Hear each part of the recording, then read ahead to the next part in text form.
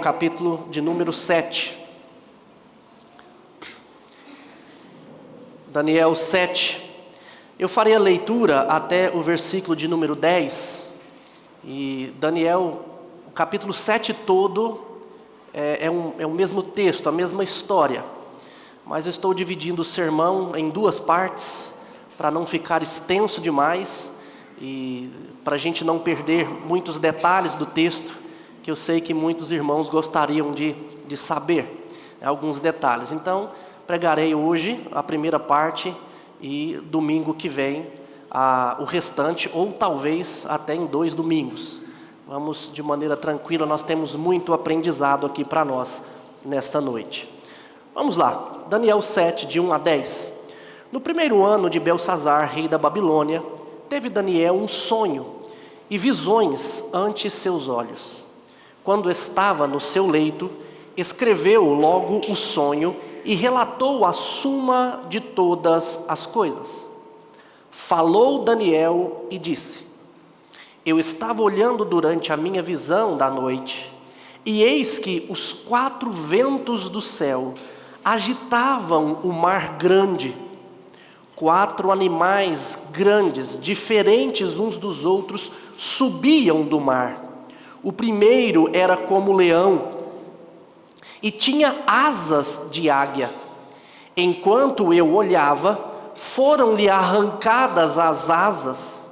Foi levantado da terra e posto em 2 pés como homem, e lhe foi dada mente de homem. Continuei olhando, e eis que o segundo animal, semelhante a um urso, o qual se levantou sobre um dos seus lados, na boca, entre os dentes, trazia 3 costelas, e lhe diziam: Levanta-te, devora muita carne.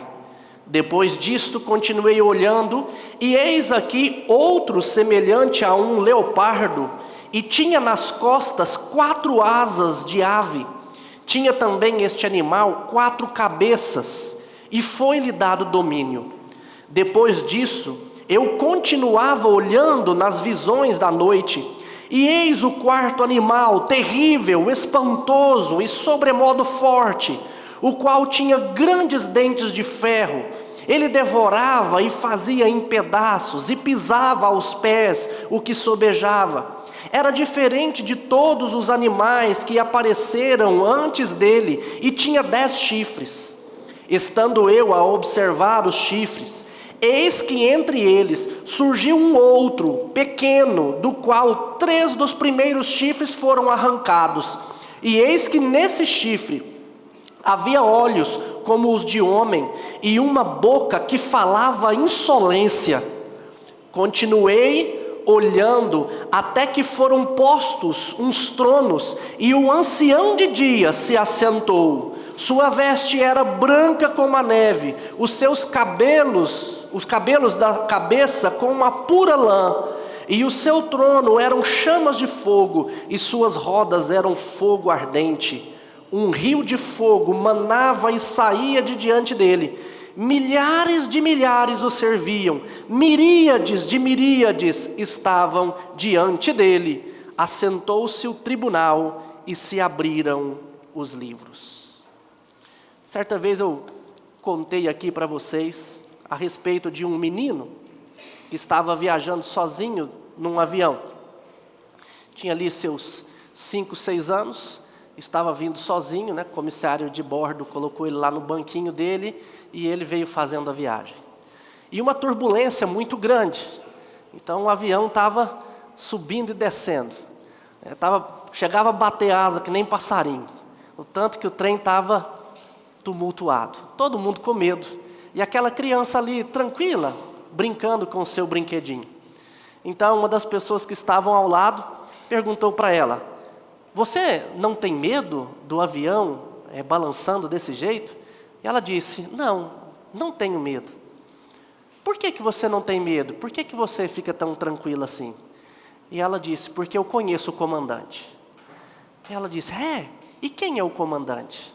E ela então disse: O meu pai é o comandante. Por isso eu não tenho medo. Meus irmãos, esse texto vai nos ensinar a ficarmos tranquilos também. Ele ensina cada um de vocês a ficarem tranquilos, porque vocês sabem quem é que está no comando. Vocês sabem quem controla a história. Todos nós sabemos que a história está nas mãos de Deus. E mesmo diante de turbulências, nós podemos descansar nesse Deus maravilhoso. O objetivo do autor aqui, é importante a gente entender, que o autor ele não tem o objetivo de satisfazer a curiosidade das pessoas aqui no século 21. Quando ele escreveu o texto, ele não estava pensando em nós que viríamos. Não. Ele estava pensando no povo de Deus que estava sofrendo naquele momento na terra prometida, ou seja, distante da terra prometida. Aquele povo se sentiu muitas vezes abandonado por Deus. Em meio ao caos, em meio à dificuldade, eles se sentiram desprotegidos pelo seu Deus. E então o autor escreve esse texto aqui, não para a gente agora no século 21 ficar tentando adivinhar datas, marcar calendário e outras coisas assim. O objetivo de Daniel, então, com esta mensagem, era assegurar ao povo de Deus no exílio que o seu Deus, soberano, estava no controle dos impérios do mal. E no final, nós vamos ver domingo que vem, que esse Deus vai dar o seu reino aos seus súditos, a nós. No final, nós reinaremos. Então, Daniel queria trazer encorajamento a esse povo. E a mensagem para os nossos dias, ela não pode fugir à intenção do autor, à intenção de Daniel. Logo, o que Deus quer com essa mensagem para nós hoje, para você, para a sua vida, é trazer a você confiança, esperança, paz, em meio às dificuldades, em meio ao caos.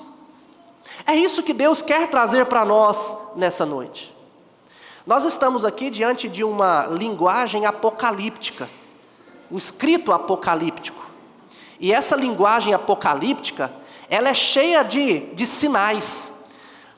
Mas esses sinais estão escondidos atrás dessas criaturas, dessas coisas mirabolantes. Mas a mensagem é sempre simples: trazer confiança, esperança, segurança para o seu povo. A intenção da apocalíptica não é traçar o plano de Deus para o futuro, para que as gerações futuras possam elaborar então seus calendários. Não é isso. Mas é garantir à geração atual que Deus ainda está sentado no seu trono e que o futuro está firmemente nas suas mãos. Quando nós olhamos para o texto, nós podemos ver isso. Nós vemos, por exemplo, Deus agindo nos bastidores de muitas maneiras. Por exemplo, o primeiro animal, o leão, foi-lhes arrancado as asas e foi levantado da terra. Alguém fez isso. É o nosso Deus quem faz isso. Foi-lhe dado mente de homem. Quem fez isso? Deus. Deus foi quem arrancou as asas de Nabucodonosor. Deus quem fez Nabucodonosor. Nós vamos ver que esse animal é a Babilônia, é o reino da Babilônia.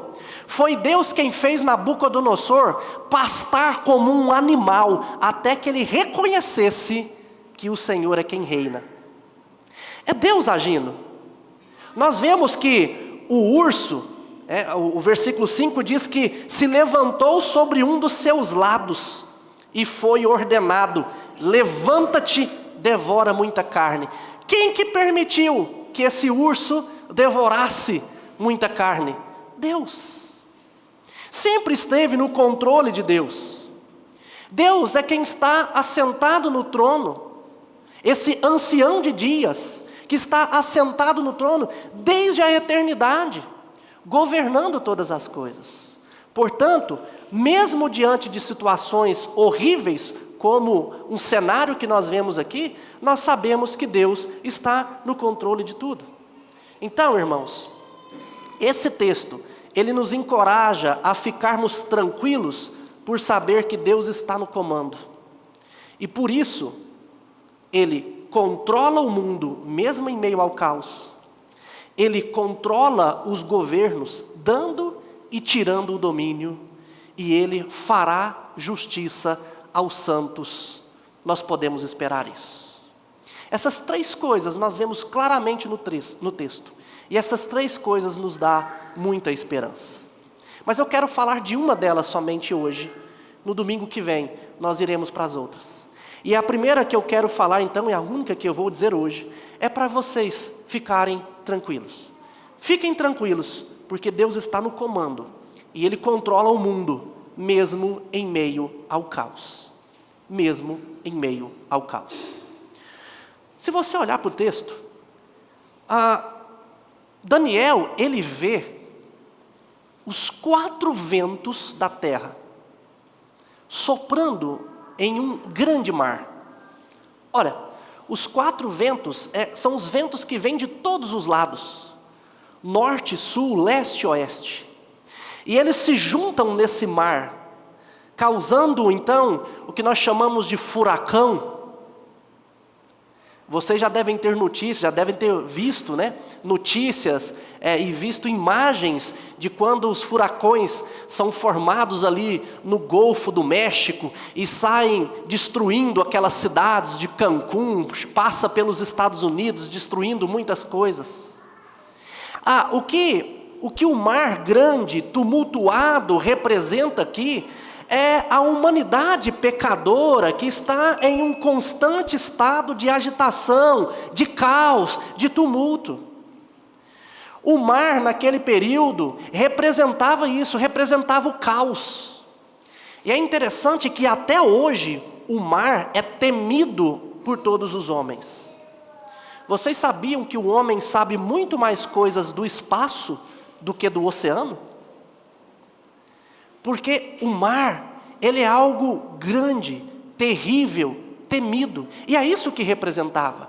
E então Daniel, ele vê esse caos, essa agitação toda, mostrando que o cenário não é bom. Mostrando que é um cenário hostil. E inclusive, os animais representam isso, a hostilidade contra Deus, desordem no mundo. E o fato de esses animais saírem deste mar é o primeiro indício de que eles são maus, de que eles são ávidos contra Deus. Eles representam essa hostilidade contra o Senhor. Daniel também descreve que esses animais são diferentes. Diferentes uns dos outros, ele diz aí no texto.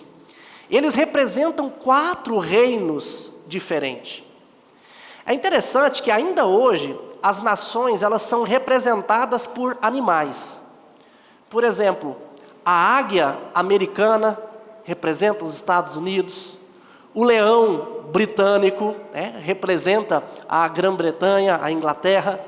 O urso russo, que representa a Rússia, e muitos outros animais. Então, até hoje, nações são representadas por animais.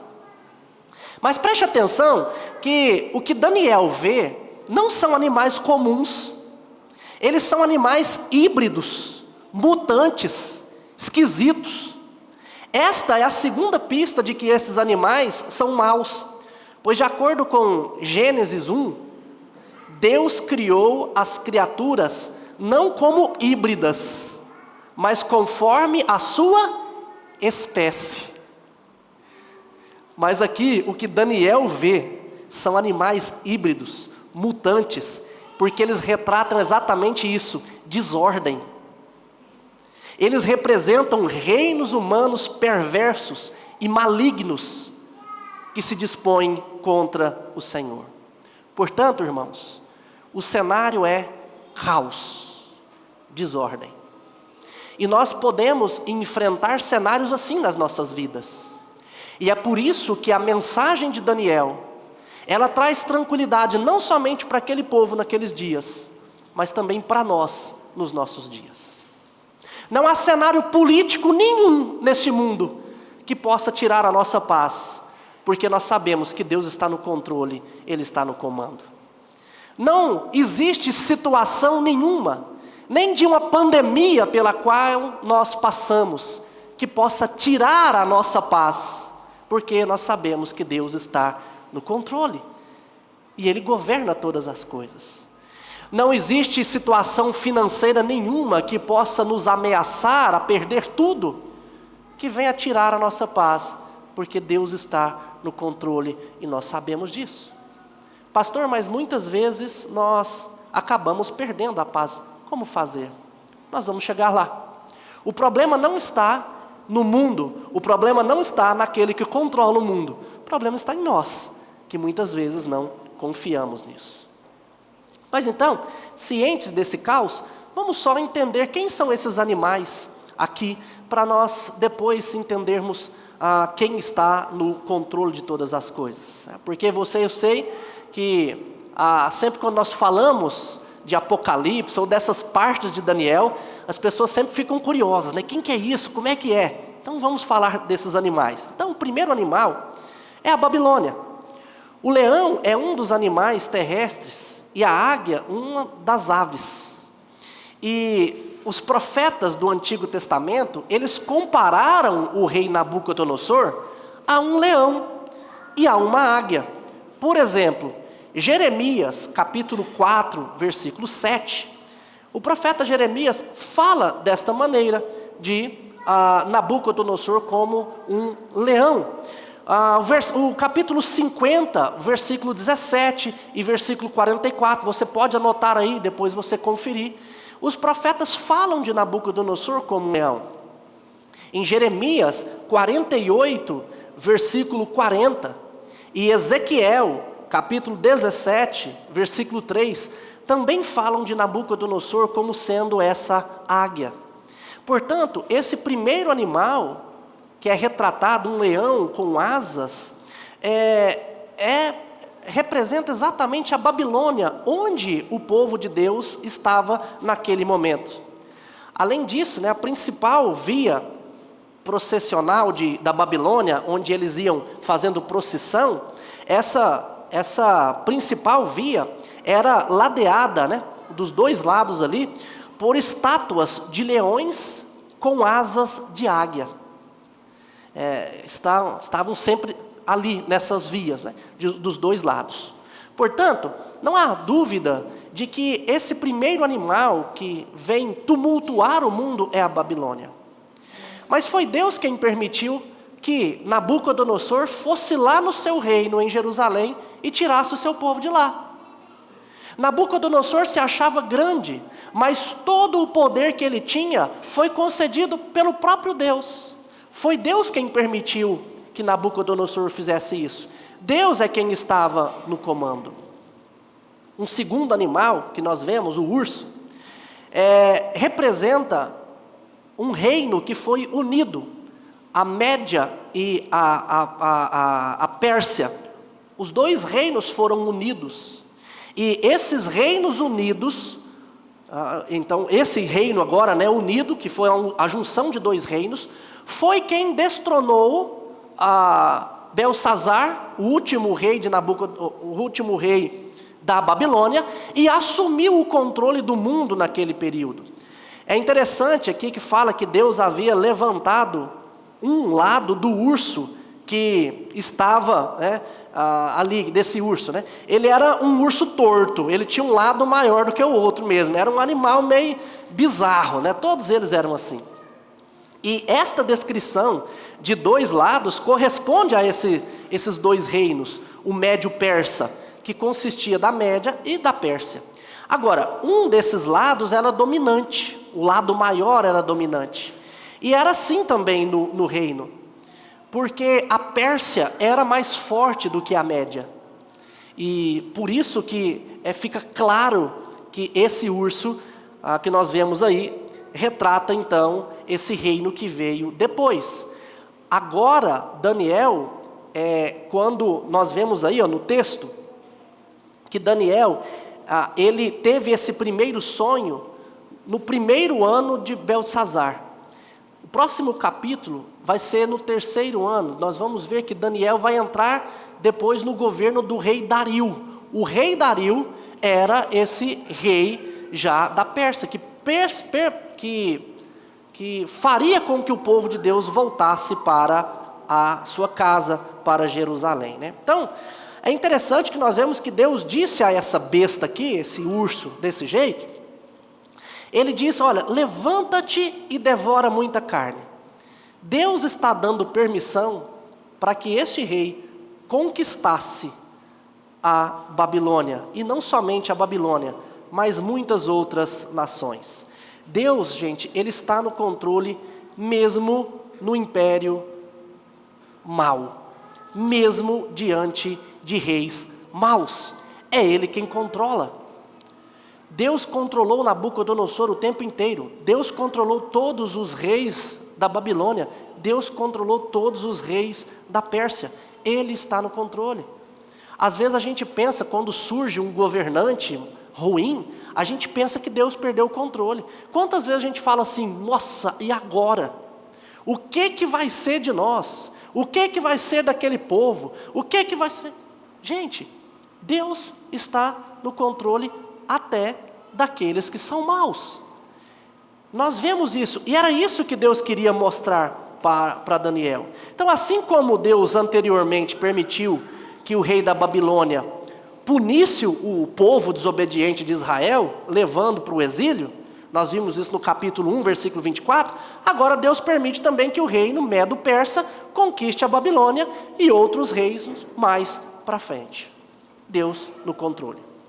Versículo 6, olha aí, depois do versículo 6, diz que depois disso continuei olhando e eis que outro animal semelhante a um leopardo, e tinha nas costas 4 asas de ave, tinha também este animal 4 cabeças, e foi-lhe dado domínio.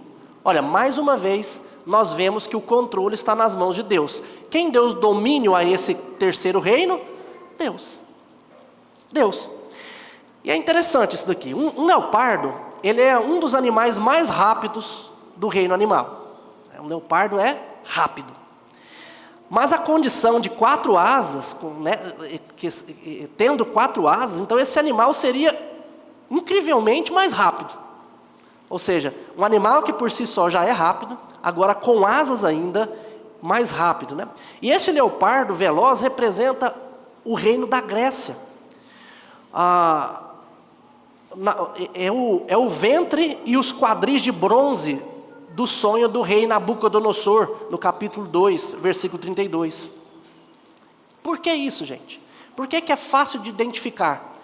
Alexandre, o grande da Macedônia, conquistou o mundo conhecido numa velocidade surpreendente. Quem destronou o reino da Média Pérsia foi Alexandre o Grande. E ele invadiu a Ásia Menor em 334, dentro de um curto período de 10 anos. Em 10 anos, Alexandre o Grande conquistou todo o mundo conhecido daquela época. A idade de 32 anos, quando ele terminou de conquistar isso. Ele tinha conquistado todo o Império Persa, até as fronteiras da Índia. Tudo foi rápido demais. E, segundo a lenda, ele então chorou, porque não havia mais terra para conquistar. Pensa nisso. Isso reza a lenda.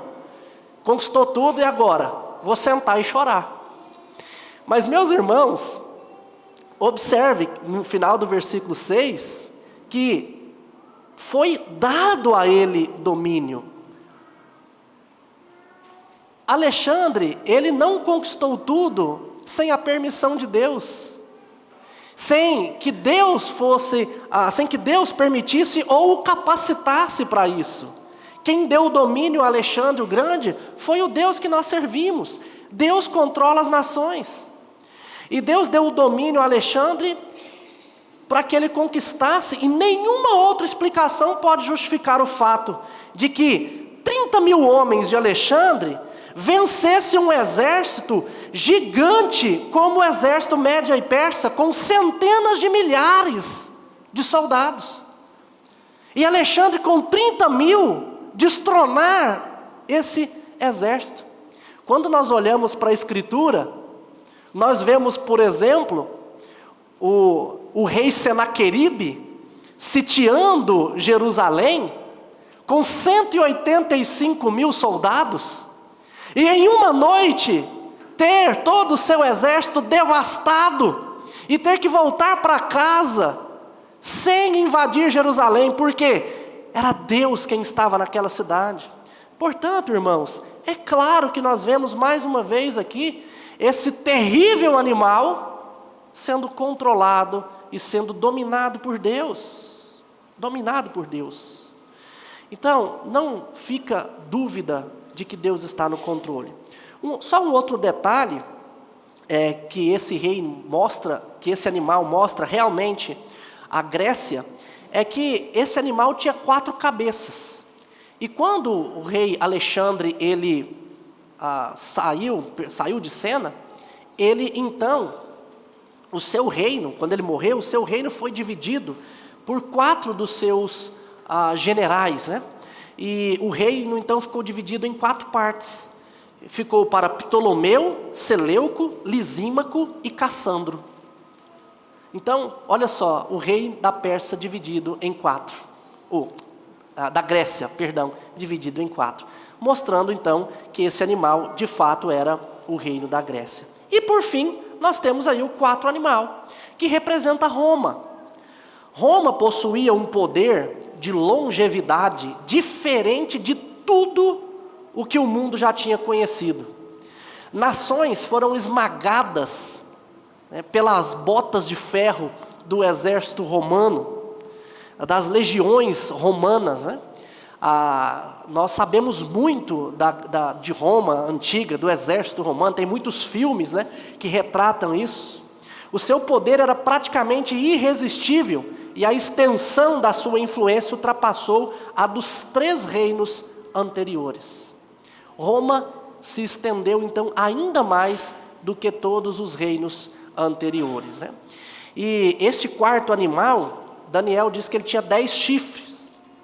Assim como o Império Grego foi dividido em 4, do mesmo modo o Império Romano acabou dividido em 10 reinos. Talvez províncias diferentes, mas o seu poder foi dividido, né? Esta seria talvez uma segunda fase do Império Romano, em que teria sido dividido então. E chifre simboliza força. Eles então seriam reinos fortes, né? 10 reinos fortes. E 10, sempre na Bíblia, é o número da plenitude. Então, por isso, provavelmente, nós poderíamos pensar que nessa segunda fase do Império Romano, que foi dividido em 10, isso seria assim, um número completo de reinos, ou então o Império Romano estaria completo, estaria pronto, ou seja, conquistou tudo, estava completado o tempo. Podemos entender dessa maneira, né? E por último nós vemos que aqui é muito importante, principalmente para a transição do que nós vamos aprender domingo que vem, é a interpretação do anjo. No final do texto, nós vamos ver domingo que vem, o anjo coloca esse chifre, lembra aí que tinha um chifre que se levantou depois no lugar de outros 3, que tinha olhos como de homens e falava insolência.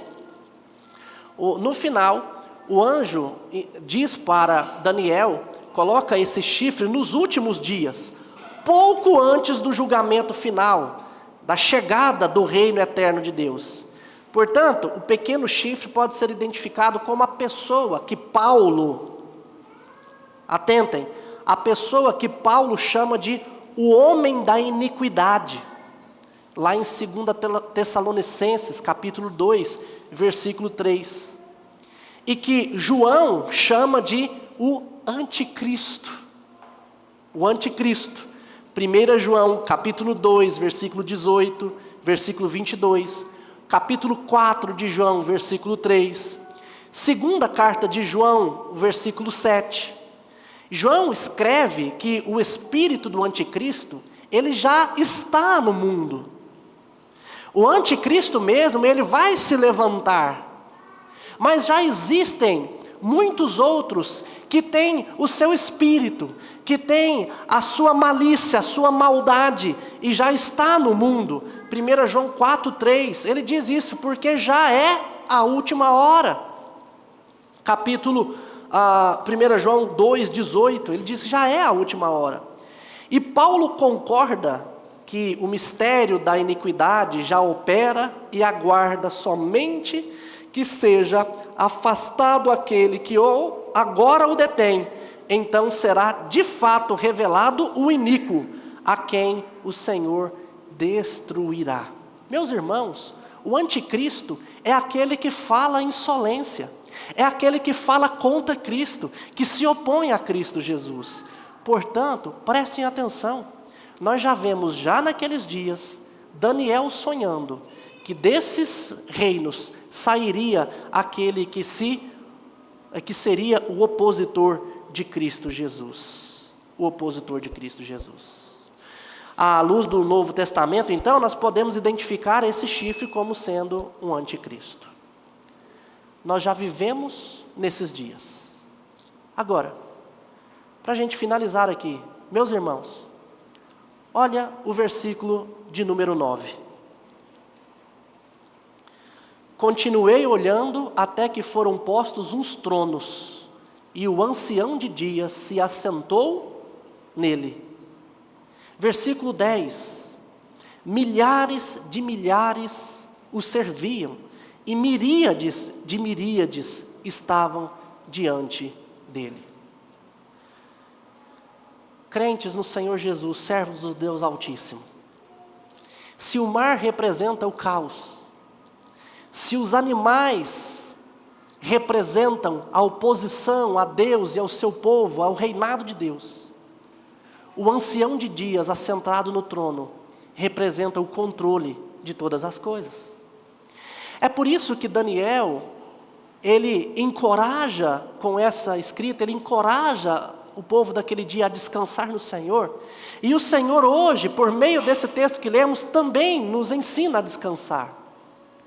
Após a sucessão de reinos humanos malignos, o versículo 9 nos conduz a uma próxima cena, uma cena de julgamento, uma cena de controle, uma cena onde Deus vai entregar ao seu povo o reino. Então nós podemos ter a certeza que o mundo pode ir de mal a pior, mas nada foge ao controle daquele que nós servimos. Até este ponto, Deus ainda estava trabalhando nos bastidores. Era Deus quem permitia que um governo mau se levantasse, era Deus quem dava um domínio, Deus que dava força, Deus que permitia que o seu povo fosse levado, mas agora nós vemos Deus assentando no trono de maneira efetiva, e agora julgando todas as coisas, assumindo o controle Ele mesmo de tudo, não de maneira mediata, mas imediata, ou seja, Ele mesmo dominando, Ele mesmo julgando, Ele mesmo trazendo justiça. É esse o Deus que nós servimos. Um ancião de dia significa a eternidade de Deus. Ele sempre esteve no controle. Quantos de nós, no meio da pandemia, achamos que seria o fim do mundo? Basta olhar para trás, alguns 2 anos. Nós achávamos que tudo estava perdido. Quantas vezes nós já ficamos com medo, achando que Deus não está controlando ou governando alguma coisa? E nós vemos no versículo 10, milhares de milhares o serviam, miríades de miríades, miríades significa dezenas multiplicadas, dezenas de milhares multiplicados. Ou seja, o Senhor sempre reina, e de tal maneira que nós podemos então descansar, como aquele garotinho no avião, estava tranquilo, porque quem estava pilotando era o seu pai, e ele confiava no seu pai. Nós podemos então descansar também no Senhor. Mas eu sei que você e eu não descansamos tanto assim no Senhor. Quantas vezes e eu imagino que você também, ficamos preocupados com os cenários políticos. Quando nós olhamos para o mundo e vemos um caos, país armando guerra contra outro país, ditadores, meio que sendo eleitos em países vizinhos. Quantas vezes nós, às vezes, ficamos alarmados no nosso próprio país mesmo, nas eleições passadas. Quantos de nós desesperávamos, com medo de uma coisa ou de outra, de um lado ou de outro. Quantos crentes brigaram entre si por conta disso? Quantas vezes nós nos desesperamos com isso? Meus irmãos, quantas vezes vocês se desesperam em situações de trabalho? Quando perdemos um trabalho, às vezes as portas se fecham para tantos os outros. E nós começamos a desesperar e dizer, e agora? Como é que vai ficar a minha família? Como que eu vou sustentar a minha casa?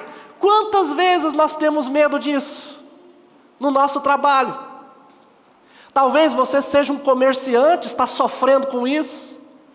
Talvez você tenha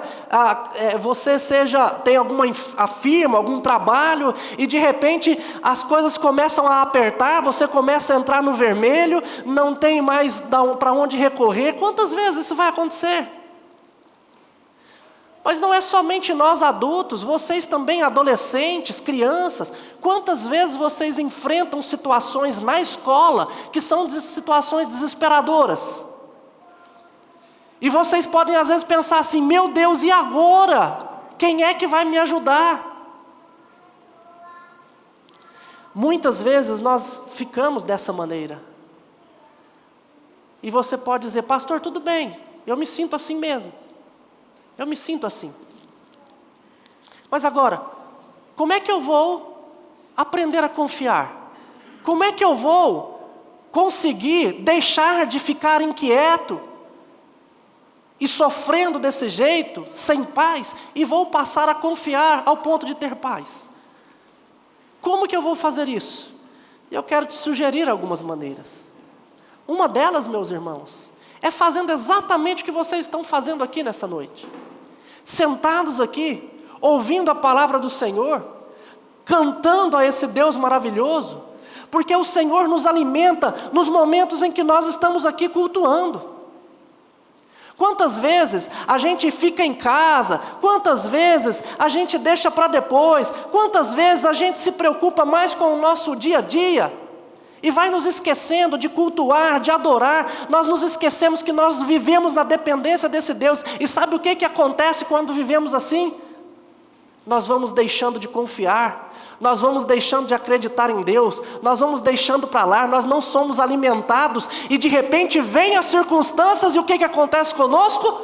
Sofrimento, angústia, medo, porque nós estamos distantes do Senhor.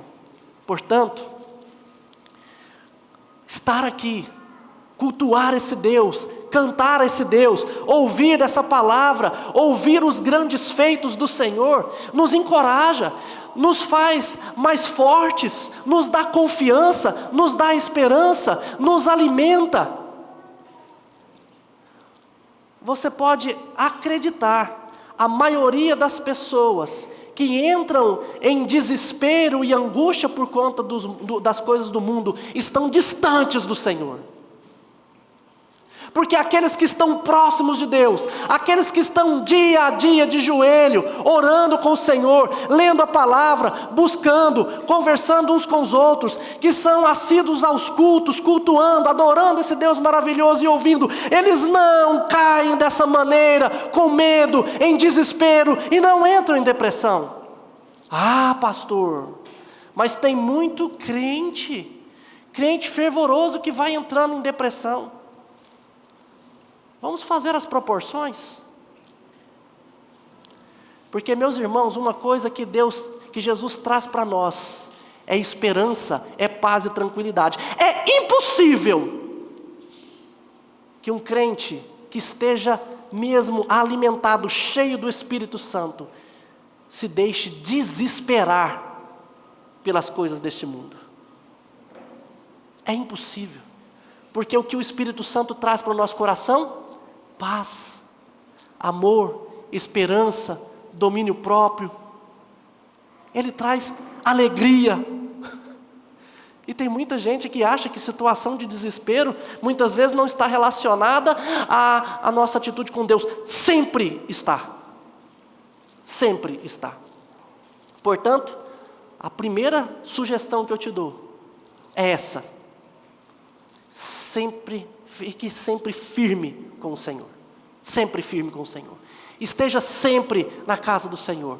Leia a palavra do Senhor, sempre. E uma segunda sugestão que eu te dou, para você também vencer situações difíceis como essa que você possa entrar, se aconselhe com alguém que está mais forte do que você. Com alguém que possa te ajudar. Meus irmãos, nós olhamos para o apóstolo Paulo, por exemplo, falando isso sempre nas suas cartas. Na sua segunda carta aos Coríntios, ele fala de uma situação que ele enfrentou na Macedônia, que ele estava ao ponto de desistir da própria vida.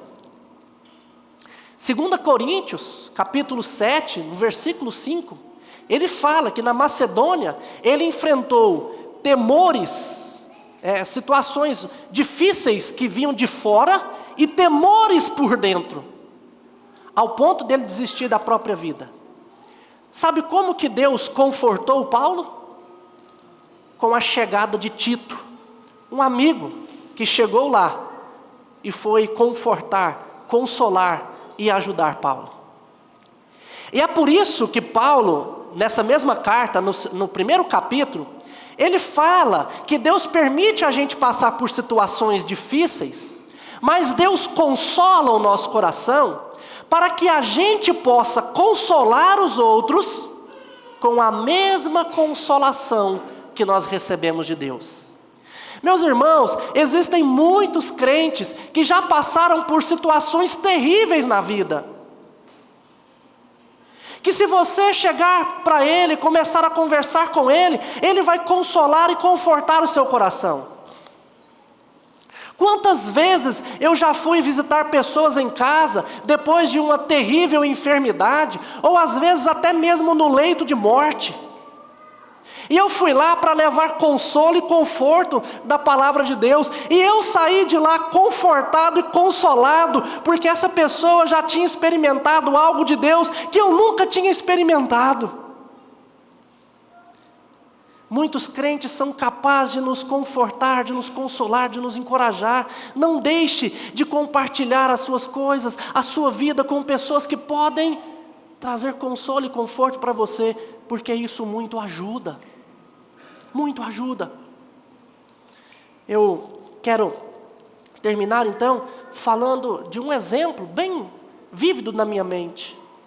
Me lembro de uma vez ter acompanhado uma irmã que teve sua filha prematura e teve que ficar vários meses ali na UTI.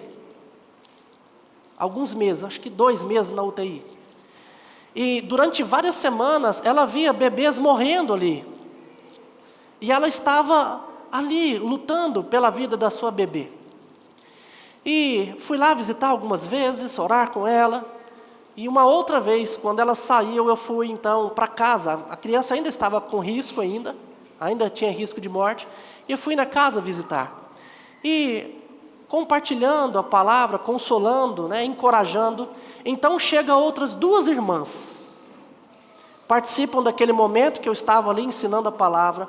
E depois elas começam a compartilhar com aquela irmã que estava ali as lutas e os sofrimentos que elas tiveram na gravidez e enfrentavam até hoje com seus filhos. Mas como o Senhor havia consolado, confortado e fortalecido aquelas irmãs, de tal forma que elas viviam alegres ainda e contentes o tempo inteiro. E num momento como aquele, a irmã já começa a chorar de alegria, e o choro contagia, e de repente estão todos fortalecidos ali.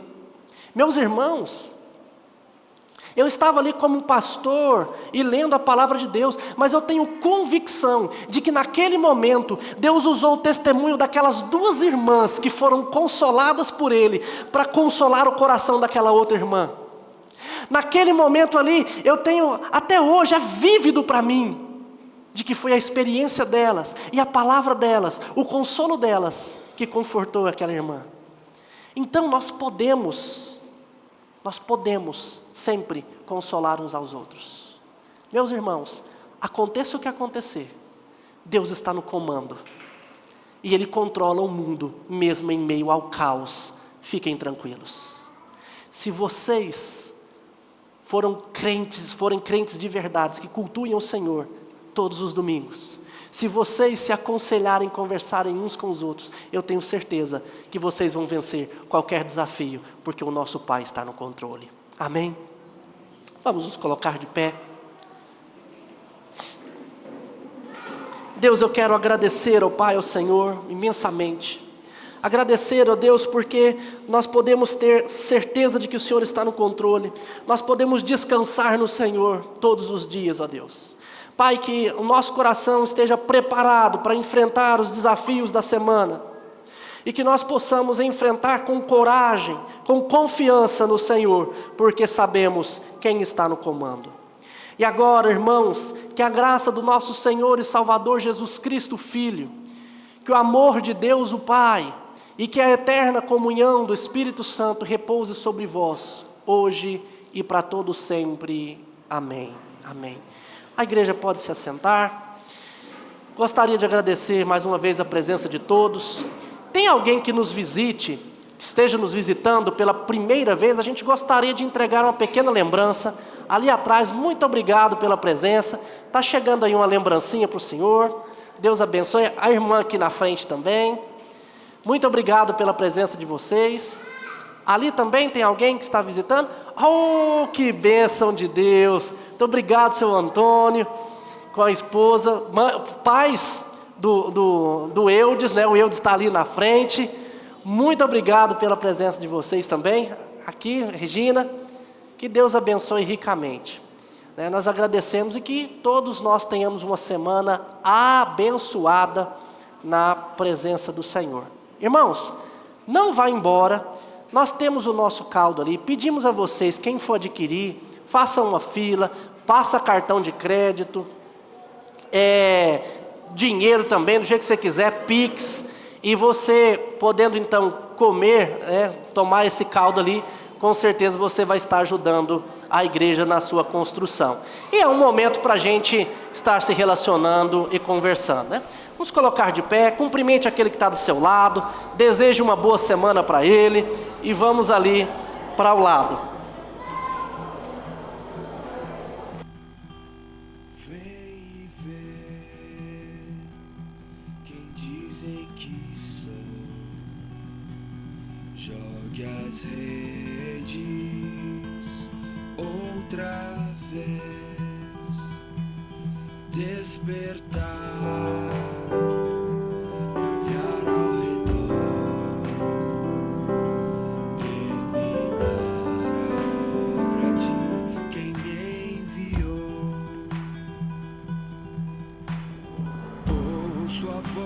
Que está a nos chamar.